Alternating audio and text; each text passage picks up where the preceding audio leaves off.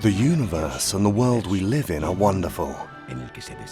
Maybe that's why I've always been trying to understand my life. The first thing I understood was that I did not ask to be born. That in reality, no one asked to be born. Despite this, we're all navigating an unknown sea, trying to understand why we were born and what for, and asking whether there is any meaning in this journey. Religion, science, philosophy, and even politics all try to answer that question. They have been offering their theories for centuries, but sooner or later, these all turn out to be incomplete, if not utterly incorrect. What's worse, most of these answers are just trying to establish ideological principles that would justify and protect some kind of power, to maintain the privileges of a minority. So, to make progress in this individual quest and look for some kind of useful purpose for our existence, we have to try and answer a few key questions that will help us better understand ourselves. To do that, we need an open mind and as much knowledge as the history of humanity can give us. Those key questions are as follows. Who are human beings, and what role do we play in the universe? Why is our voyage through space on this beautiful planet just a series of small moments of happiness, separated by long stretches of anxiety and fear? What are the truths and values that we as humans have created over the centuries to support our lives, leading us to act in certain ways and not in others? And finally, does our existence have any meaning? Let's begin. First of all, I should clarify that I'm not trying to say that I have all the answers written on a notebook in my pocket. However, a fresh look at some of the important things that affect our daily lives could be a good starting point for a new way to experience life. As I said before, the truth is that nobody asks to be born. It happens as part of the natural computer program that guides our behavior and compels us to reproduce, with the only apparent aim of avoiding the extinction of our species. But after birth, from the child's first moments, their environment begins to instill them with the principles they must live with from then on and until the end of their existence, through the customs and values of each specific culture, regardless of whether those values will bring them joy or misery. These values, in the form of social and personal truths, are the old pillars that guide our behavior in the space between birth and death, which we call life, even though we were not involved in their creation. They have existed for a long time. They were built by those who came before us, and each generation perpetuates them with complete disregard for the results they have given us over time. To begin with, I should specify that, like any building, we humans have a foundation that we call the survival instinct, as well as various pillars that rest on that foundation and support our lives. That foundation underlies our behavior, but we have no way to affect it. On the other hand, we can affect the pillars that support our lives, because those were created and shaped by humanity itself.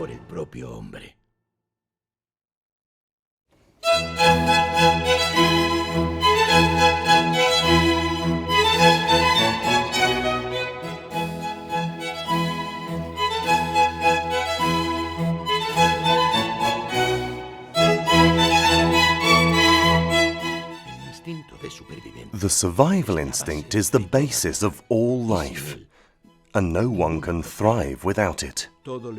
Everything in the universe emerges from a set of particles that in infinite combinations make up everything that exists. However, the survival instinct seems to be exclusive to living beings and is not found in the other types of matter. It is clear that different kinds of life continually appear and disappear, and only those whose genetic programming includes certain characteristics can become viable and long-lasting, with survival instinct being the essential characteristic. That is what gives us the fear of death, sexual desire, resulting from the urge to reproduce, hunger for food, and the need to own goods to ensure our future survival. Human beings have all these characteristics imprinted in our genes, which is why we are still here. These characteristics define almost all of our behaviors. We only have two distinctive features that slightly differentiate us from all other known animals: the certainty that one day we will die, and a certain level of technological ability that has allowed us to get where we are today. However, in the end, this same ability also often brings us to the brink of self-destruction. In any case, it is clear that humans would never have been able to survive on Earth with just our physical abilities, no matter how often we go to the gym, as there are many predators that are far superior in that regard. We have managed to survive until now because we were able to create the technology we needed to control fire, make arrows, and create medicines to eliminate various pathogenic microorganisms. We have also been able to extend our life expectancy over the last few centuries, now reaching 3 times that of our cave-dwelling ancestors. And it will only continue to extend in future if we don't destroy ourselves first. However, the survival instinct is not the only thing that lies beneath our individual and social behaviors. As previously mentioned, certain pillars have emerged and grown from this instinct that are also decisive factors which notably affect our behaviors after birth. There are 7 of these pillars. Unlike the survival instinct, which we receive naturally, the pillars were built by humans themselves over the course of our existence on Earth, and they are highly relevant to our well-being as we use them to shape our lives. We have built the social pillars of the family, tribe, nation, state, and war, as well as the individual pillars of friendship and love, violence, sex, the need to possess, and the fear of death. The question is, are we trying to support our existence on sturdy pillars? Or have we built them from flimsy jelly? And is that the ultimate source of our anxiety, loneliness, and contradictions? Let's take a look.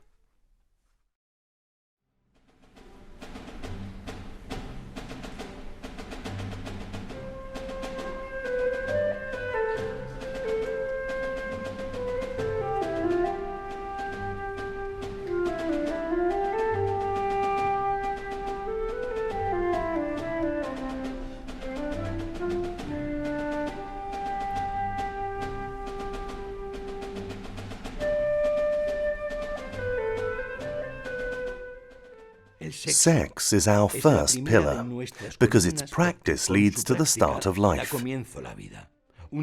spermatozoid, programmed to find a female egg, finds one and fertilizes it, creating a new living being.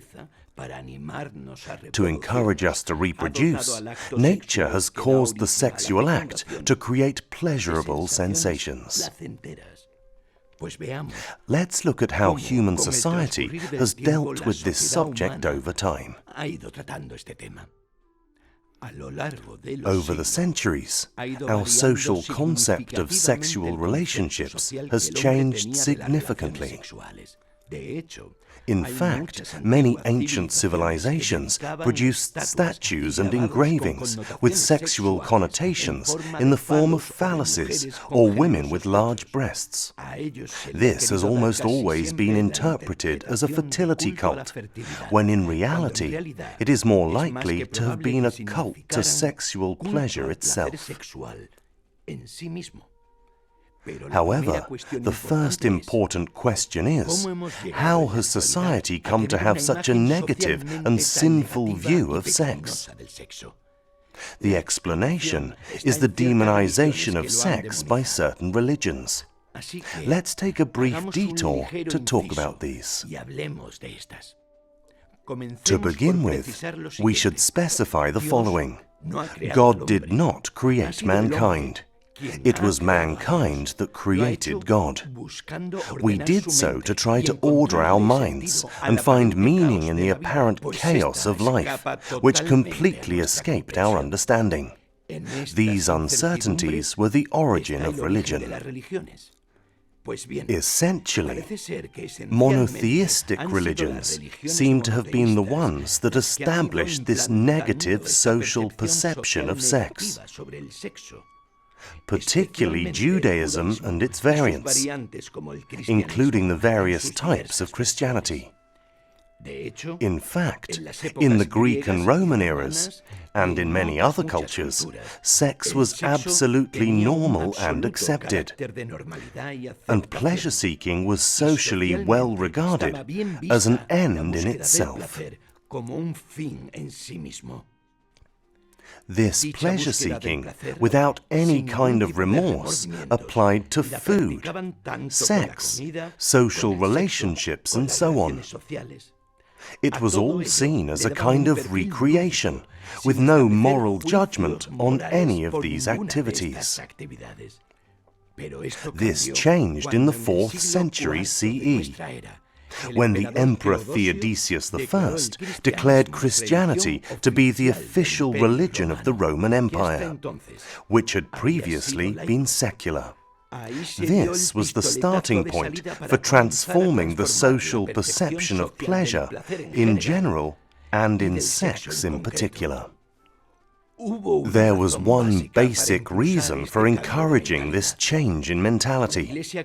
The early Christian church needed to mythologize its origins in order to give itself legitimacy, using various stories, mostly invented, of suffering, martyrdom and persecution as propaganda to convince people that faith is strong enough for believers to endure any kind of suffering, and that suffering itself is the key to paradise after death, as Muslims still believe today.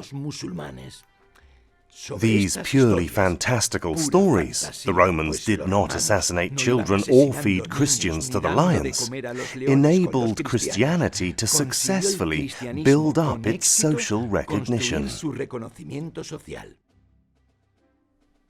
This led the Church to understand that suffering made people stressed and vulnerable, and confirmed that greater vulnerability and anxiety resulted in greater success for its religious message among people who needed answers to their fears. In fact, generally speaking, religions capture more believers in times of great social or individual upheaval. If people are living prosperous and pleasant lives, they are not usually very receptive to religions, as they have no need for reassurance. All that these religions tend to promise is happiness after death, and as prosperous people logically do not stop believing in happiness, they get by without them. So, Human anxiety is what brings religions the greatest number of followers, and Christianity is clear proof of this. It emerged in the final phase of the Roman Empire, and grew after this empire dissolved, during a very unstable period of history. People needed reassurance to navigate through their lives, and the Christian Church made itself into the answer. Perfectly understanding the situation, and with a firm hand, the Church set out to emphasize suffering as having value in itself, promising that the next life would compensate for the misfortunes that people were living through in this valley of tears. It also convinced them that the Church's representatives on earth, its priests, bishops and popes, had the supposed key to this redemptive paradise. That is why they criticized and demonized pleasure, including sex, which would have left them with no customers. According to this religion, sex should only be used for reproductive purposes. Religions have promoted the principle of the value of suffering for so long, and continue to do so, that it has now taken on the appearance of a sturdy pillar that supports our lives, when the reality is that it is as flimsy as jelly and only causes pain. In addition, the state has almost been a spirited accomplice of religion in these activities, as states also need martyrs in the form of soldiers who will protect them and be ready to die to defend them. They know perfectly well that happy people do not want to go to war, and that war turns people into beasts. Only unhappiness makes people more inclined to sacrifice themselves for their homeland or religion, when they feel that they have little to lose in this life. For this reason, Church and State have been powerful allies throughout history, and have ended up establishing this ridiculous truth. If you suffer in this life, you will be compensated in the next. The key to the prize awaiting you after death is held by the representatives of churches and states. By churches in the form of supposed heavens or hells, and by states in the form of eternal remembrance of the heroes who die defending their country, even though in reality nobody remembers them afterwards.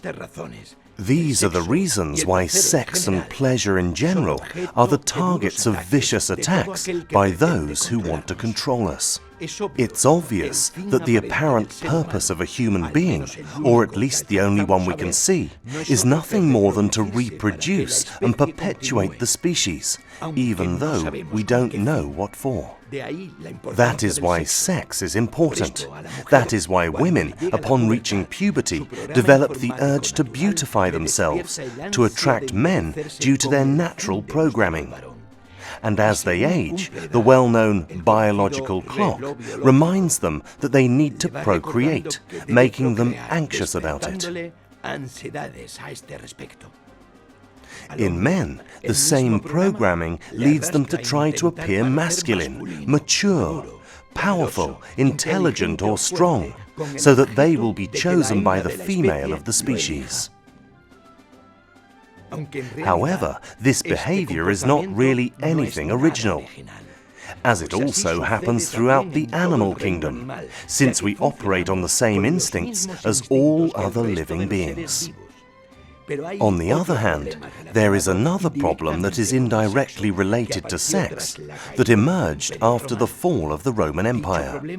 This problem is the clumsy and complex social structure that society has created in recent centuries for the purpose of procreation: marriage. The failure rate of this institution is so devastating and almost always painful that we have to improve how it is put into practice. Let's see what history has to say about it. Rome, which created modern marriage, understood it as a procedure to ensure the survival of children. In essence, it was a trade agreement unrelated to emotions, describing the goods that each partner would provide for the survival and care of their children. It was not linked to sexual or emotional exclusivity in any case. In fact, after signing the agreement, both spouses continued to have emotional and sexual relationships with other people if they wanted to, and this did not cause any social scandal. It was at the fall of the Western Roman Empire, with encouragement from the Christian religion, that it was decided that sex should be confined to marriage, with, as I mentioned, exclusive reproductive rights. We are still suffering from the negative effects of this today, as it raised multiple barriers to natural sexual activity in the form of taboos. This has led people to start looking for a natural extension of their sex lives outside of marriage, in secret and accompanied by feelings of guilt. People fantasize deep within themselves and surreptitiously experiment, if they have the chance, causing conflict between spouses due to the perception of deceit. Marriage is now an institution that regulates sexual behavior in our society and usually begins as a promise of security and procreation. However, it is really just a legal contract. So when the relationship between a husband and wife breaks down over time, problems arise from that contract, as well as a lot of unhappiness. These problems arise because if the initial physical attraction is not supplemented by friendship, communication, collaboration and respect, the marriage will tend to wear down its components because of small details. Time will turn the initial passion into boredom, with each spouse's dreams and fantasies being locked up in a secret box of desires and in the arms of routine.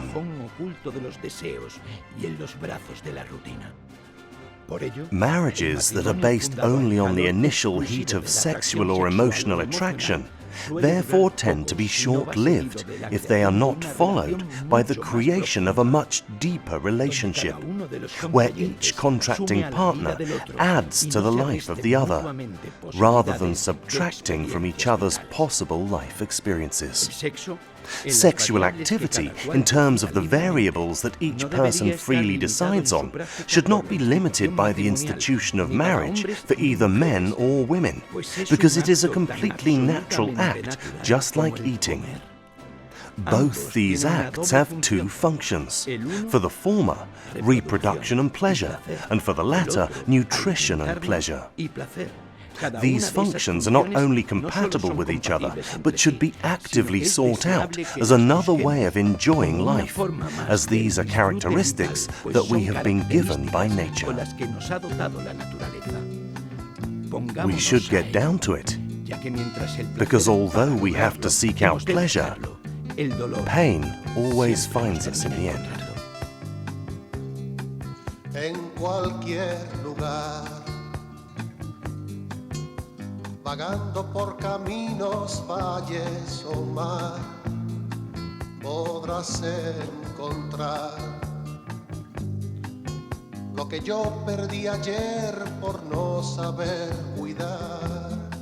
En cualquier lugar tendré un largo camino por andar, habrá un dulce pasado que olvidar, habrá alguna tristeza que dejar. Anoche soñé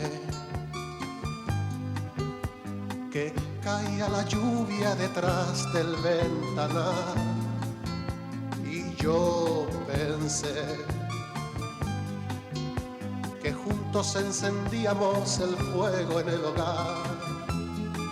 Anoche soñé que tú ya no pensabas más en él, que volvía a esperar en tu portal, que podía tu rostro acariciar